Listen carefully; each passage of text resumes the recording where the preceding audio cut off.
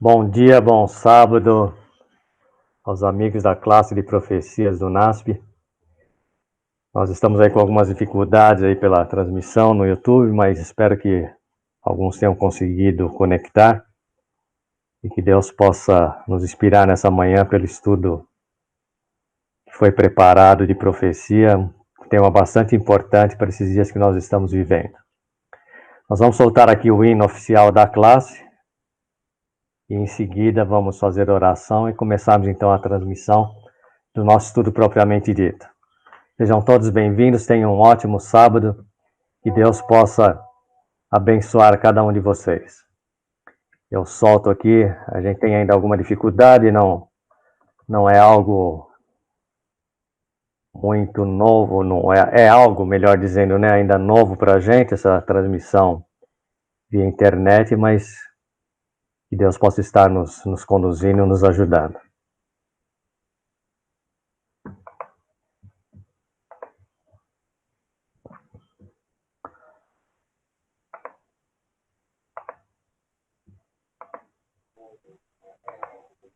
Oi, Rolando. Tá no YouTube.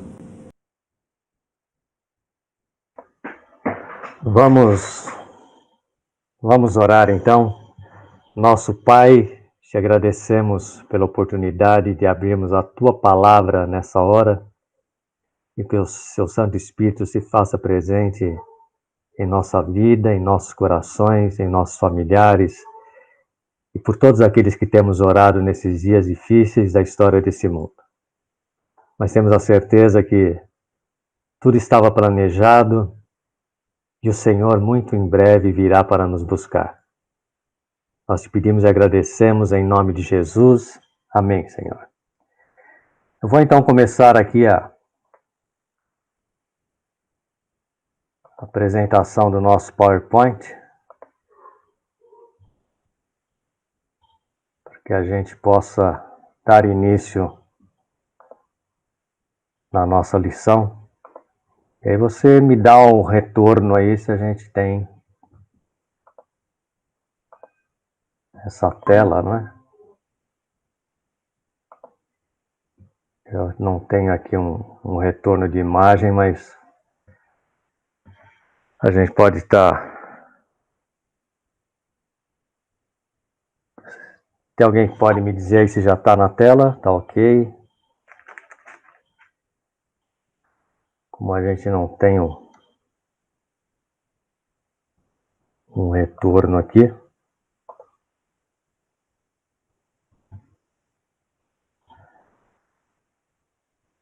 Temos aí na tela, não?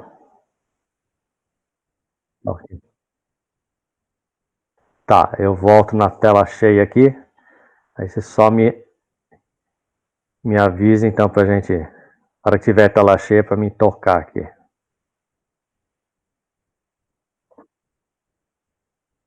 Tá, eu vou... Tô fazendo o último acerto aqui.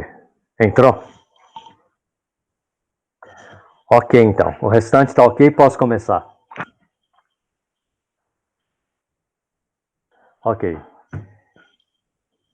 Bom, bem-vindo os irmãos da classe de profecia virtual, né? Um momento diferente que a gente está vivendo. O tema escolhido para essa manhã, nós demos o título aí de Pandemia e as Profecias do Fim do Mundo. Talvez assim, para nós que somos da igreja, somos adventistas do sétimo dia, esse tema, profecias do fim do mundo, seja um pouquinho estranho para nós. Nós estamos mais acostumados a ouvir profecias do tempo do fim. Mas para o mundo como um todo, você chamar esse assunto de profecias para o fim do mundo, talvez retrate um pouco mais o que as pessoas pensam desse momento que nós estamos vivendo. Então, por isso foi a escolha do tema desta forma, pandemia e as profecias do fim do mundo. E, obviamente, quando a gente fala em profecias do fim do mundo, profecias do tempo do fim, nós vamos para o texto da Bíblia, talvez mais importante que trata de profecias, que está fora do Apocalipse e fora do livro de Daniel, que é o livro de Mateus, do capítulo 24, quando o próprio Senhor Jesus é que nos traz as principais profecias para o tempo do fim, apontando os sinais que haveriam pouco antes da sua vinda. Então, é justamente com esse texto de Mateus, capítulo 24, verso 3, que nós queremos começar o nosso estudo desta manhã. Quando os discípulos lá no Monte das Oliveiras estavam preocupados com os acontecimentos já naqueles dias, os seus discípulos vieram então até Jesus em particular e perguntaram: Senhor, diga-nos, quando isso tudo vai acontecer? E aí eu grifei aqui para você ler aí na tela. Quando eles fazem a segunda pergunta em cima da primeira, que sinal indicará a sua volta e o fim dos tempos, o fim do mundo, o tempo do fim?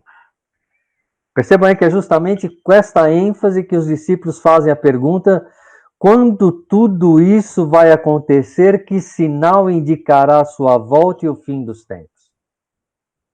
E Jesus, então, conforme mostra o texto de São Mateus, no capítulo 24, começou a listar uma série de sinais que indicariam o fim dos tempos e a sua vinda. E lá em Mateus, capítulo 24, verso 6, o Senhor começa dizendo que ouvireis de guerras e de rumores de guerras. Olhai, porém, não vos assusteis, porque é mister que tudo aconteça, mas ainda não é o fim.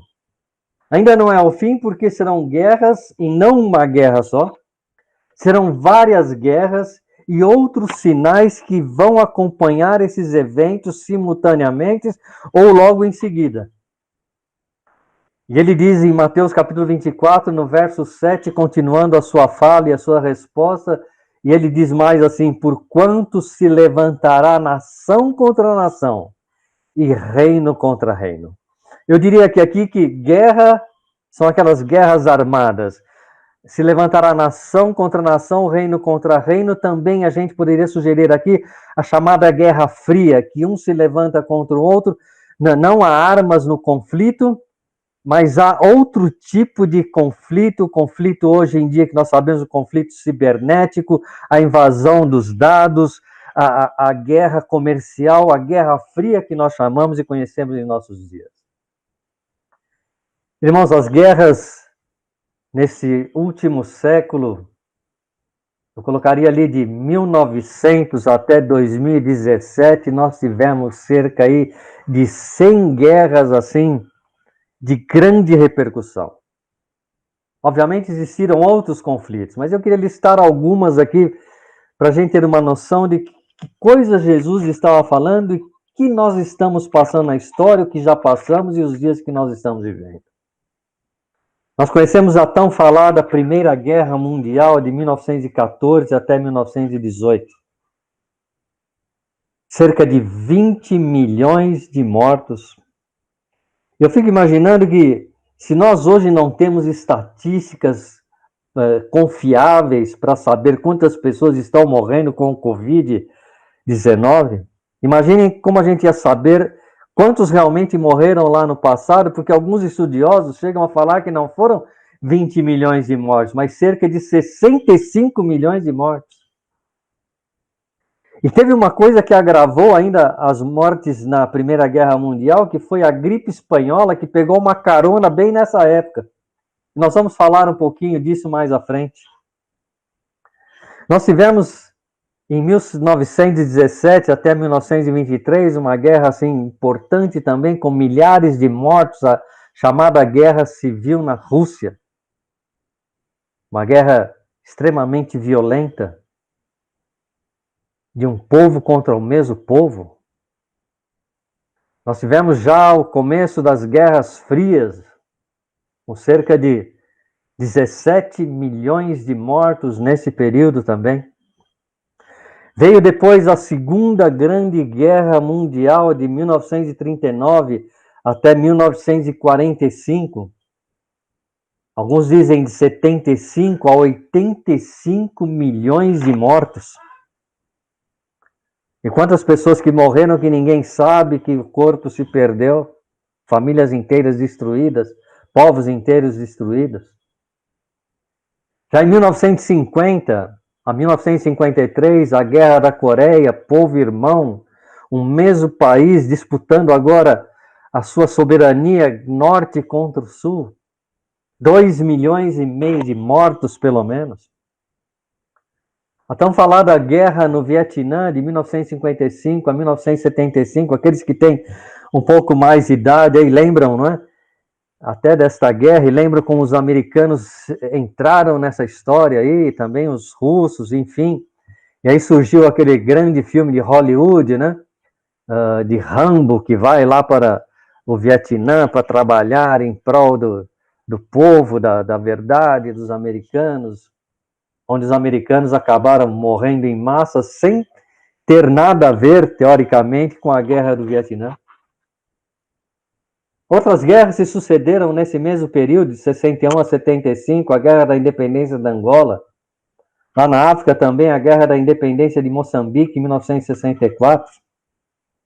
Um pouco mais recente aqui, em 1980, até 1988, a Guerra de Irã contra o Iraque. Né? 2 povos ali, vizinhos. A tão falada Guerra do Afeganistão em dias mais modernos, aqui de 2001 a 2015, 14 anos de conflito armado com muita gente inocente morrendo, famílias inteiras. Depois a Guerra do Iraque de 2003 a 2011, muitos aqui já se lembram, né? A queda de Saddam Hussein. Famosas imagens aqui que a gente tem na tela, derrubada da estátua de Saddam, o enforcamento do próprio líder. Mais recente nos nossos dias, a guerra civil na Síria, quantos mortos, quantos refugiados espalhados pelo mundo todo, pessoas que perderam famílias, perderam tudo, saem do seu país fugindo da guerra sem ter para onde ir, com uma língua diferente. Muitos têm chegado aqui ao Brasil, muitos são acolhidos, graças a Deus, mas imagina as dificuldades, quantas mortes, quanta coisa terrível. Mas Jesus diz assim, não haverá apenas só guerras e rumores de guerras e nação contra nação. Ele continua dizendo no próprio São Mateus 24, verso 7, que haverá também fomes. Irmãos, o mundo hoje trabalha para lançar foguetes. Já fomos à Lua aqui desde 1969. Em 2020, nós temos gente passando fome. Se lançam foguetes aqui para chegar a Marte, se gastam milhões e milhões, milhares e milhares de dólares para se investir em coisas que... aonde vai dar? E criancinhas ainda morrem de fome. Mas Jesus disse, haverá fomes. Existia um presidente aqui nesse país que disse que tinha fome zero. E eu tive a oportunidade de andar aqui pelo interior do Ceará e fiquei assustado quanta fome ainda existe no nosso país. Imaginem quando a gente vai para a Etiópia, aqueles outros países, como são as coisas. Precisamos fazer trabalho missionário na África, mas não podemos esquecer do nosso sertão, o sertão brasileiro. Não podemos esquecer das nossas comunidades carentes, pobres. Quanto a Igreja Adventista tem lutado lá com aquele povo ribeirinho em Manaus. Estive em Manaus aqui há 2 meses atrás, conheci um pouco daquele povo que mora ali no rio. Conheci uma comunidade que mora dentro do rio. As casas são casas flutuantes, não são aquelas casas de pau a pique que a gente está acostumado a ver na televisão. A casa de pau a pique, o que é? Ela está fincada em paus, não é? Alta, na areia do rio, no chão, na base ali, né? E quando a cheia vem, então a casa não é atingida porque ela está construída bem alto, chamada de casa de pau a pique, ou palafitas, melhor dizendo. Mas essa é diferente, ela é construída em cima assim de tubos, né? De pneus que ficam flutuando, e ela vai conforme a água e fica totalmente na água. Me disse ali um morador que a criancinha, quando nasce, ela começa a gatinhar, ela aprende primeiro a nadar para depois andar, porque já está praticamente na água. E tem ali o comércio é na água, a igreja local é na água. É uma coisa incrível, pena que não separei aqui uma imagem, mas você pode procurar aí na internet, comunidade que mora em casas flutuantes no rio Amazonas e nos rios ali da região. E quanta fome, quanta dificuldade. Mas Jesus disse mais, e haverá terremotos. Quantos terremotos, não é? Nós temos visto aí cada vez mais, até no Brasil, que nunca se ouviu falar de terremoto, já temos aí casos. Mas, irmão, Jesus também disse uma outra coisa em Mateus capítulo 24, verso 7, e haverá pestes. Pestes que levam milhões de pessoas à morte. Isso já vem aqui de muitos anos atrás. Em 1320, a chamada peste bubônica, também conhecida como peste negra, disseminado por uma explosão de quantidade de pulgas dos ratos que viviam junto com a sociedade local, trouxeram uma doença terrível, chamada peste bubônica, que a pele ficava enegrecida, cheirando mal, apodrecida, e o paciente cheirava tão mal que os médicos usavam uma máscara, tipo essa que você vê na tela aí, com um bico, parece um bico aí de uma ave, não é? De um tucano, não sei o quê. Todo protegido, com chapéu, com óculos, uma capa ali, total, uma máscara fechando todo o corpo. E essa máscara aí, para respirar essa parte do nariz, era em forma de bico, porque o cheiro era tão ruim que eles tinham que colocar umas ervas aromáticas na ponta aí desse bico, para que o cheiro se disfarçasse e a pessoa pudesse chegar perto do paciente que cheirava podre. Esse é o termo. E a estatística diz que cerca de 75, podendo chegar a 200 milhões de mortes com essa chamada peste bubônica. E Jesus disse em São Mateus capítulo 24, verso 7, haverá pestes. Em 1520, os europeus começam a chegada em massa aqui para a América, principalmente agora já a América do Sul, ou América Central. Em 1520 até 1550, trouxeram a chamada doença terrível da época, chamada varíola. A gente hoje ouve falar, mas já nem sabe o que é, trazida pelos europeus. Os indígenas aqui, o povo asteca, foi totalmente dizimado, morreu todo mundo. Porque o corpo ficava cheio de bexigas, umas bolhas, assim como você se queima e fica cheio de bolhas, mais ou menos assim, não é? Aquilo causava dores terríveis, febres e levava a pessoa à morte.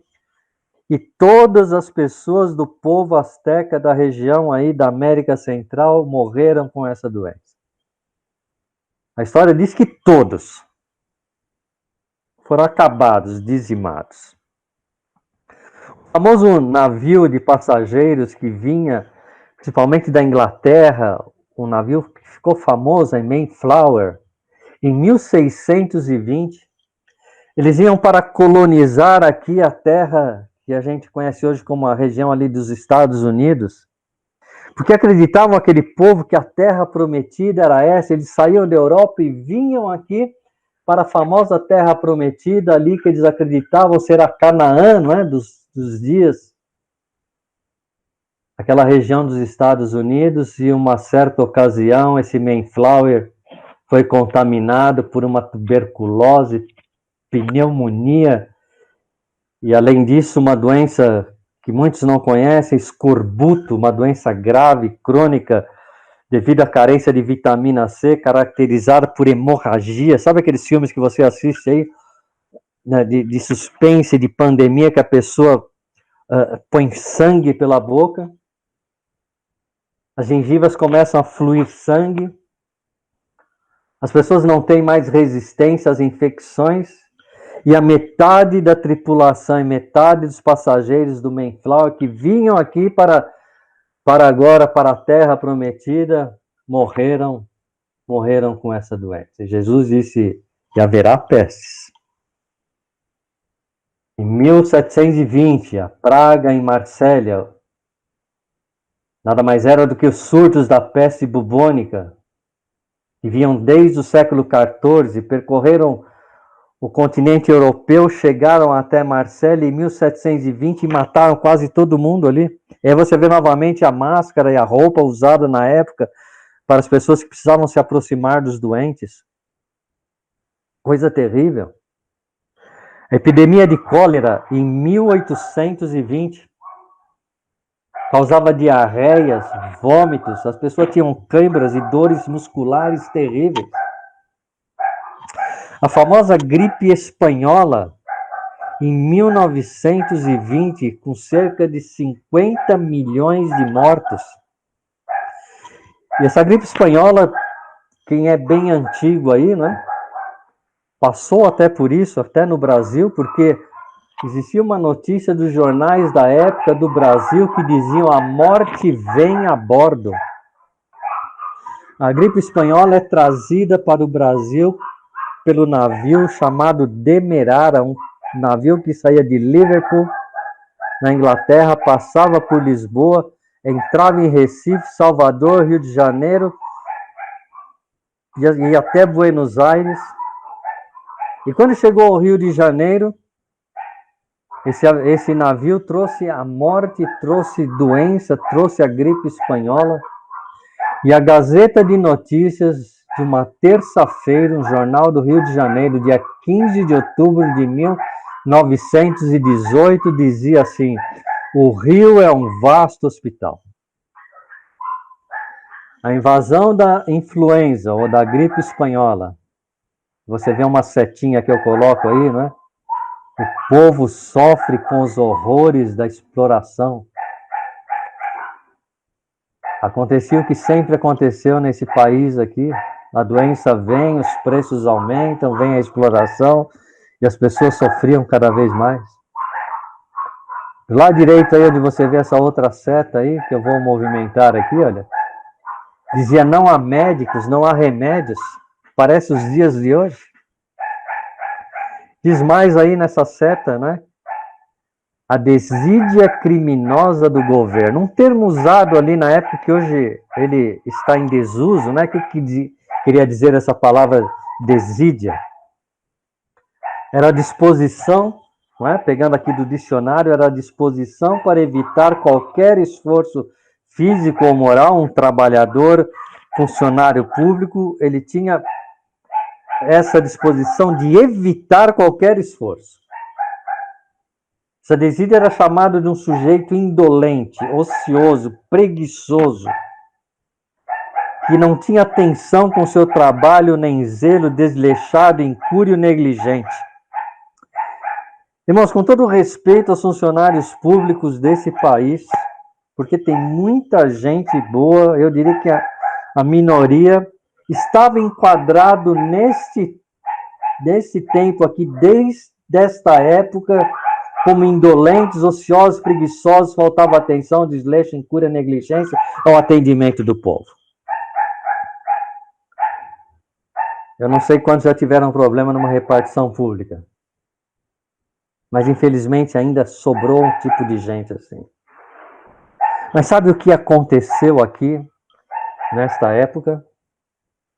Foi inventado a bebida mais popular no país depois da cerveja, que é a caipirinha. Sabe o que era a caipirinha, né, irmãos? A gente sabe, né? Cachaça com limão. Foi inventado nesta época aqui no Rio de Janeiro para curar a gripe espanhola. Era um remédio que eles acreditavam curar a gripe espanhola. Apenas como curiosidade, lá por os idos de 1918, 1920. E o ebola?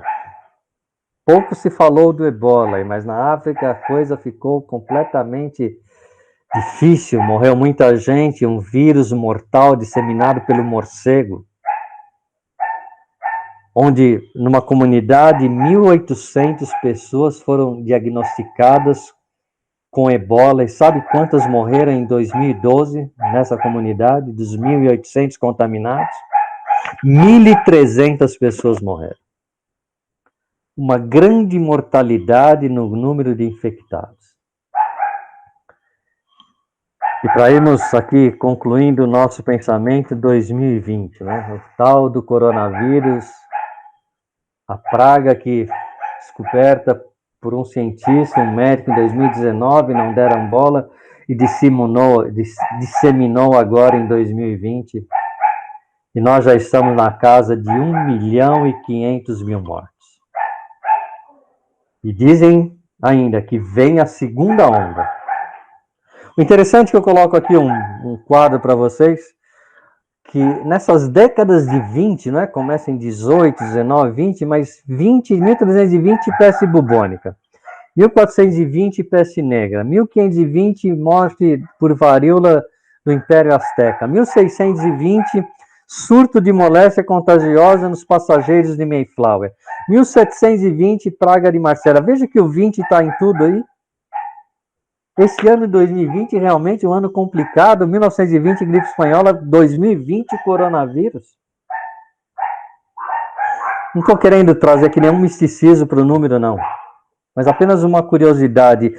E o ministro Marcos Pontes, aquele ministro astronauta, o ministro da Ciência, Tecnologia e Comunicação do Brasil, em entrevistas, disse que o mundo precisa se preparar não só para uma segunda onda do coronavírus, mas para uma onda crescente de vários vírus que já existem no mundo e vão se espalhar como o coronavírus.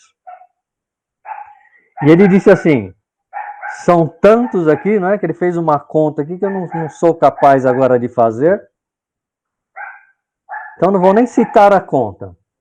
Mas são tantos vírus que vão se espalhar no mundo e a gente fica aqui como cristão pensando qual a atitude do cristão nesses tempos que nós estamos vivendo. Irmãos, diante de todo esse cenário, já dito por Jesus lá em São Mateus capítulo 24, que isso ocorreria no tempo do fim,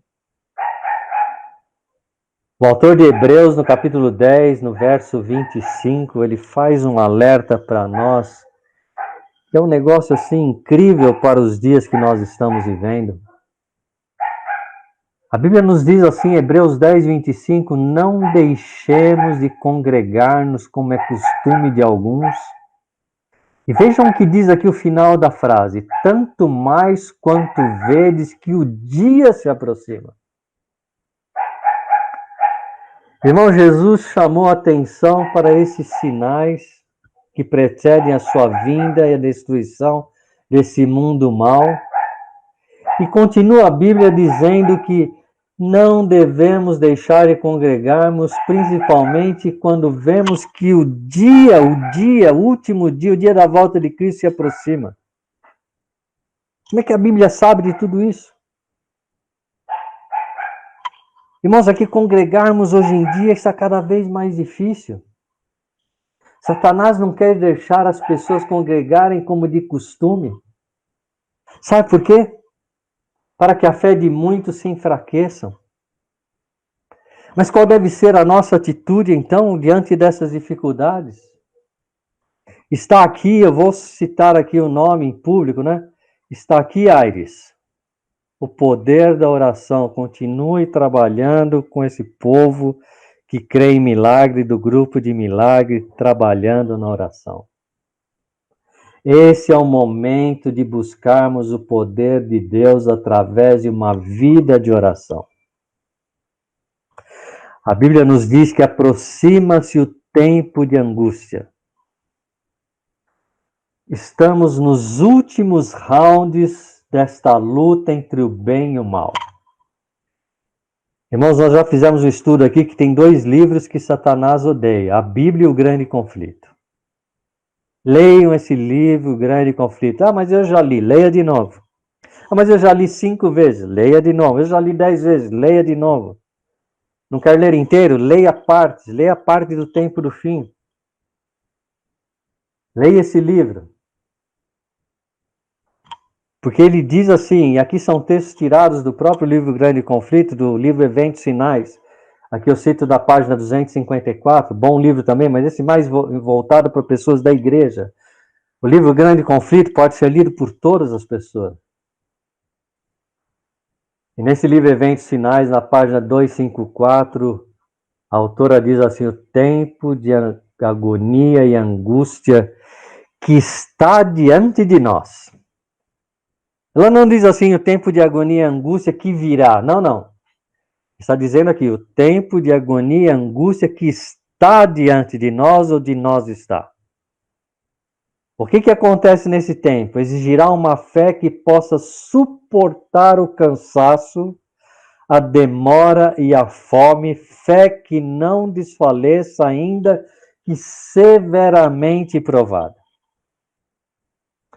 E ela destaca aqui, irmãos, o tempo de angústia e agonia está diante de nós.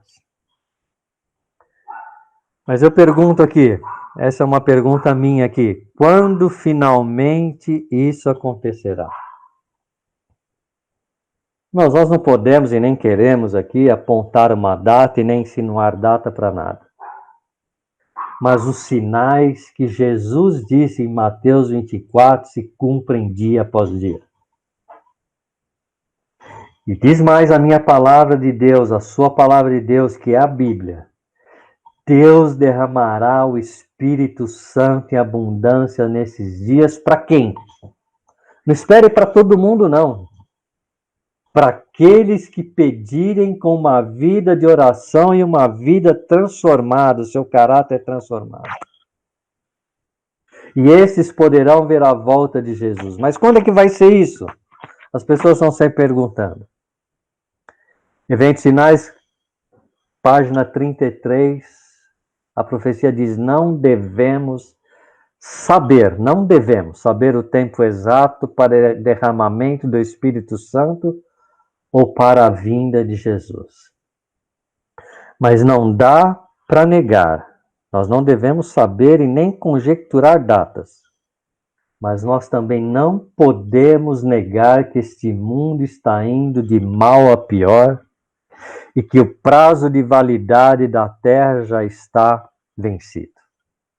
Isso nós não podemos negar. Estamos, Testemunhos Seletos, página 306 do volume 3. Estamos mesmo no limiar do tempo de angústia e acham-se diante de nós perplexidades com que dificilmente sonhamos. Eu desafio aqui qualquer um dos nossos irmãos, que quando nós nos reunimos lá na última vez na classe de profecias do NASP, ou no começo do ano aqui, quando a gente se encontrou na igreja, se alguém dissesse para você, essa igreja vai ficar fechada por 9 meses, porque vai vir uma pandemia, o mundo todo vai parar, não vai ter avião circulando, não vai ter ninguém na rua no início da pandemia, alguém diria que você estava certo, ou estaria certo? Não te chamariam de louco, de maluco? Mas esse livro aqui, editado por volta de 1850, já dizia, estamos no limiar do tempo de angústia, acham-se diante de nós perplexidades com que dificilmente sonhamos. O mundo está cada vez mais iníquo. Alguém pode ir contra isso? Em breve surgirá a grande perturbação entre as nações, perturbação que não cessará até quando, irmãos? Não espere que a coisa vai vir uma bonança, não. Diz que essas perturbações não cessarão até que Jesus venha. Irmãos, então estamos agora aqui no final. Eu não estou aqui fazendo alarmismo, não estou querendo que ninguém destrua as coisas, a vida, abandone. Não, não, não. O que eu estou querendo dizer aqui, se tanto sonhamos para o dia da vinda de Cristo, nós estamos muito perto. E o que nós devemos fazer? Qual é a atitude do cristão? Essa era a pergunta. É uma vida de oração, estudo da palavra de Deus. Esse é o momento, não, mas eu vou deixar para amanhã, não estou com vontade hoje. Não, não, é hoje. A oração. Eu repito aqui, nós não podemos apontar datas, mas podemos perceber que entramos num momento da história que o Espírito de Profecia diz que os eventos finais serão rápidos.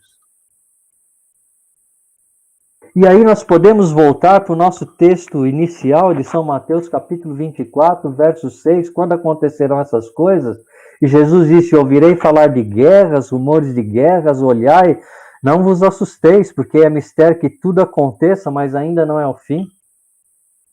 Porquanto se levantará nação contra nação, reino contra reino, e haverá fomes e pestes, nós estamos vivendo isso. Terremotos em vários lugares. Mas, irmãos, o mundo não vai melhorar. Algumas pessoas dizem, não, mas esse governo vai melhorar, o outro vai melhorar, agora troca dos Estados Unidos, depois melhora aqui, veio o prefeito novo. Não, não, não. Porque Jesus disse, todas essas coisas, apenas o princípio das dores. Então é hora de uma vida agora de comunhão com Deus. Volto a dizer aqui, não pare de estudar, não pare de trabalhar, não pare com a sua vida, mas a mente trabalhando, estudando, casando, namorando, tem que estar voltada em oração a Deus. Esse é o momento.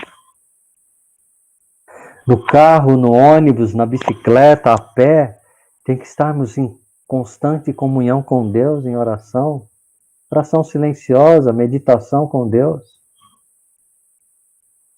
Mas qual o objetivo, irmãos, de Satanás em causar todos esses desastres? E aqui vem uma boa pergunta, né? Qual é o objetivo dele com tudo isso? E a resposta, Jesus já havia dado lá em São Mateus, capítulo 24, verso 9. Então vos hão de entregar para serdes atormentados e matar-vos-ão, e sereis odiados de todas as gentes por causa do meu nome.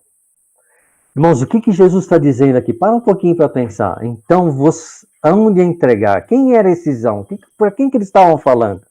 Jesus estava respondendo para quem? Jesus estava respondendo para os seus discípulos. Quem são os discípulos de Jesus de hoje? São os verdadeiros cristãos. Então Satanás queria que as pessoas fossem entregues, fossem atormentadas, odiados, por quem?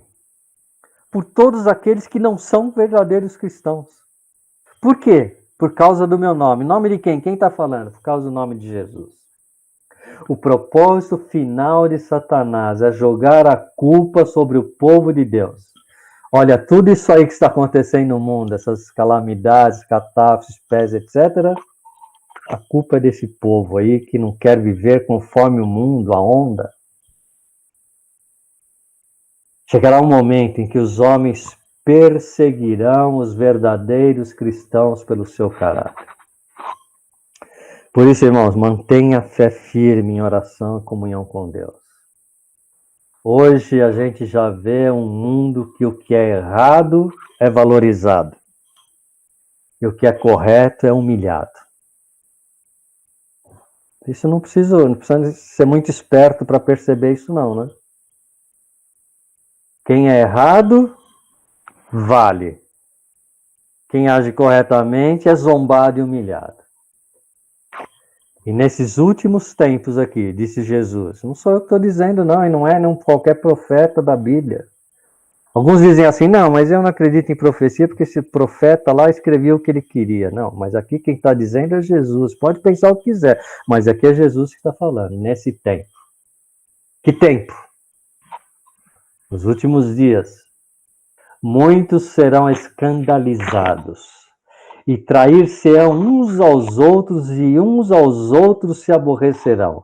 Nessa época que nós estamos vivendo, por causa de todos esses acontecimentos, acontecerá algo terrível que nós estamos chamando a atenção nessa manhã, que virá uma grande apostasia, que é um momento de baixíssima fé em Deus. Paro aqui, irmãos. Pensa um pouquinho aqui. Baixíssima fé em Deus, porque as pessoas estão de todas as maneiras sendo bombardeadas pelo inimigo para desanimar. Mas a minha Bíblia diz, através das palavras do próprio Senhor Jesus em São Mateus capítulo 24, verso 13, mas aquele que perseverar até o fim será salvo. Portanto, irmãos, não é hora de desanimar. Pelo contrário, vamos nos animar em Deus, porque o grande dia está chegando para aqueles que amam a Deus. E Jesus continuou dizendo em Mateus capítulo 24, veja como é importante esse capítulo, leia, releia várias vezes, 24, verso 14. Este evangelho do reino será pregado em todo o mundo, em testemunho a todas as gentes, e então virá o fim. Esta é a nossa missão como cristãos nesses últimos dias daqui para frente, que mesmo em condições cada vez mais difíceis, pregar o evangelho. Porque este é o maior sinal da volta e o principal sinal da volta de Jesus. Mas, irmãos, como é que vamos pregar o evangelho se as grandes igrejas estão vazias? Satanás fechou as igrejas. Como o evangelho será pregado? A nossa igreja ficou fechada durante 9 meses na escuridão, vamos dizer assim. Mas Jesus, ele disse, esse evangelho será pregado em todo o mundo, em testemunho a todas as gentes, e então virá o fim, porque a pregação nunca parou e não vai parar. Deus impulsionou a pregação pela internet, pela televisão, pelos canais de comunicação, para milhões e milhões de pessoas ao redor do mundo. Esse mapa aqui mostra claramente que o mundo está todo conectado. E talvez, quando na Igreja do Nasce fosse 4.000 pessoas lá assistir um culto, hoje em dia chegamos a 100.000 pessoas assistindo o culto pelo YouTube, pela internet da Igreja do Nasce. Bom, eu estive na Turquia há algum tempo atrás. E chegando no hotel, eu disse assim, o que a gente vai olhar na televisão? Não entende turco.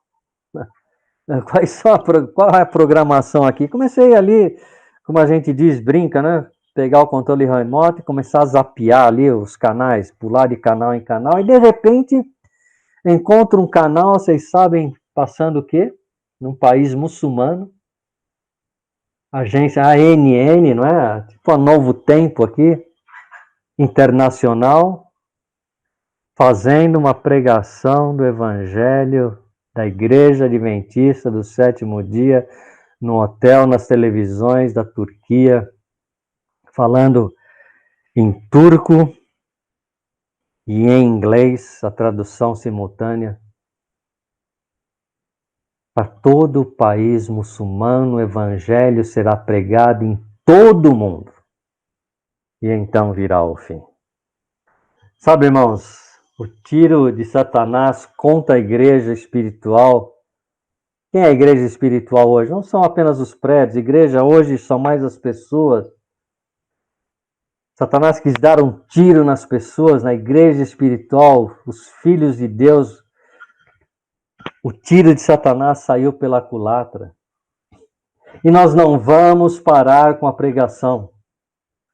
Deus sempre provê meios para os seus filhos sinceros.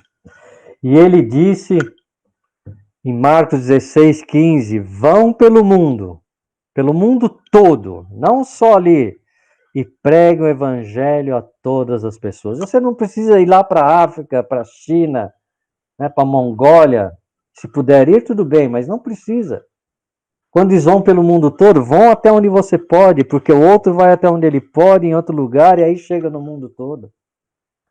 É o trabalho de formiguinha. Não fique esperando só a igreja fazer. Porque Jesus disse, vão e preguem. Se a pandemia não deixa você ir fisicamente, vamos de forma virtual. Porque Jesus virá em breve para acabar com os problemas desse mundo. O único que pode acabar com os problemas desse mundo é a volta do Senhor Jesus. Para nós, como já falamos, e eu termino aqui com esse slide, é tempo de orar sem cessar. E eu queria aqui chamar a atenção, mais uma vez aqui, do casal Dalton, da Ares, do Dalton, que tem feito esse trabalho da oração. Podemos aí inovar, quem sabe fazer 40 dias de estudo, reflexões pequenas ali, doutrinárias. Vamos conversar. Porque é tempo de estudarmos e meditarmos na Bíblia. Não vamos deixar que o distanciamento social te enfie num buraco nos relacionamentos. Entende o que eu quero dizer com isso? Estou dizendo que você está enfiado num buraco, mas às vezes a gente se fecha, não é? Num buraco social e que não há relacionamento mais. Mas, irmãos, como é que eu posso fazer uma visita? Não pode fazer visita no tempo de pandemia, tá certo. Mas use os meios que Deus deu. Telefone para um irmão. Mande uma mensagem, mas uma mensagem de forma pessoal, não aquelas mensagens, apenas aquelas correntes em grupos que às vezes muita gente já não está lendo porque o inimigo quer atrapalhar.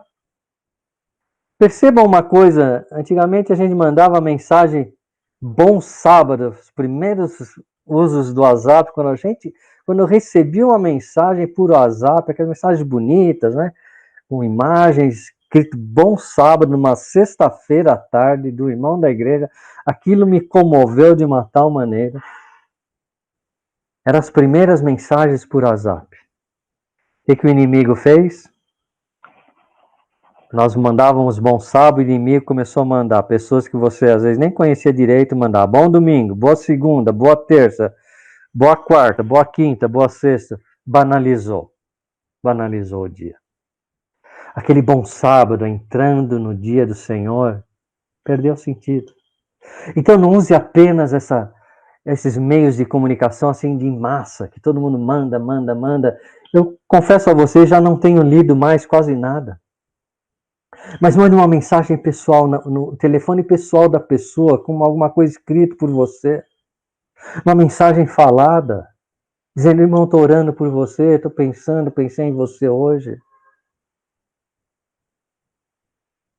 Fale direto com alguém, pelo computador aí, com a imagem, pelo celular. Talvez seja esse o novo meio de congregarmos. Veja que Hebreus diz assim, nos últimos dias, o inimigo quer acabar com a congregação, porque o dia está chegando. Talvez seja essa a nossa maneira de congregarmos. Mas, irmãos, essa cena que nós vemos aqui na tela, da volta de Jesus, me diz que ele virá. Quer o mundo queira ou não, em breve ele virá.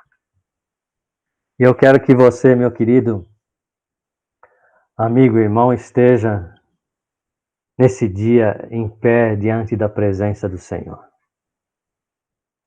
Que o Senhor Jesus, quando aparecer nas nuvens dos céus, olhe lá no meio daquela multidão de salvos e veja ali o seu rosto, de braços abertos, esperando ir encontrá-lo nas nuvens dos céus. Eu quero ver todas as pessoas da classe de profecias ali, de braços abertos. Mas eu quero que você esteja também com a sua família, com seu marido, com a sua esposa, com seus filhos, com seus netos, com suas noras, os seus genros, seus sobrinhos. Eu quero que seja uma grande multidão, como disse o apóstolo Paulo em Apocalipse, como os grãos da areia do mar, impossível contar. todos com palmas nas mãos, simbolizando a vitória para encontrarmos Jesus e vivermos na eternidade. Quer viver na eternidade? Ficar tocando arpinha lá no céu? Não, não, não. Será feito um novo céu e uma nova terra. Não haverá mais pandemia, não haverá mais guerra, mas haverá realmente agora vida e vida em abundância, sem doença. Você vai poder se relacionar, estar ali em família, conhecemos uns aos outros, conhecemos o passado, o presente e o futuro, não haverá mais tempo. O que haverá é felicidade, isso que Deus planejou para mim e para você desde o início. Que Deus te abençoe. Que Deus te guarde. Que Deus faça resplandecer sobre você a sua misericórdia e te dê a paz. E eu termino com uma oração. Nosso Pai, prepara-nos para esse grande dia da tua volta. Ajude-nos a estarmos em comunhão contigo através da oração, da meditação, da leitura da Bíblia, do estudo da tua palavra, da comunhão com os irmãos, aqueles que podem ir à igreja, não deixem de ir. A igreja hoje poderia ter recebido o dobro de pessoas, mas foi apenas a metade.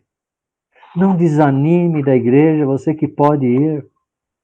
Alguns de nós não podemos mais, pela idade, pelas doenças, mas não desanime. Aqueles que podem, vão, por favor, vão. Levem os filhos, levem as crianças.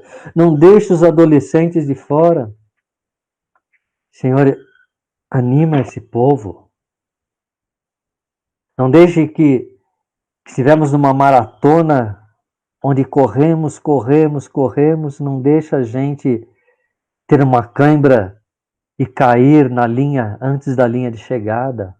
Dá força a esse povo. Que a gente possa cruzar essa grande linha de chegada e possamos chegar na eternidade. Nós te pedimos e agradecemos por todas essas bênçãos, em nome de Jesus. Amém, Senhor. Muito obrigado, meu caro irmão. Você que nos acompanhou, você que nos acompanha aí. Eu agradeço a todos que estão aqui no Meet ou no YouTube. Que Deus possa te abençoar. Que Deus possa te inspirar a prosseguir nessa caminhada até aquele grandioso dia. Um feliz sábado. Que Deus te abençoe. Que Deus guarde você e sua família. É o meu desejo e oração. Amém.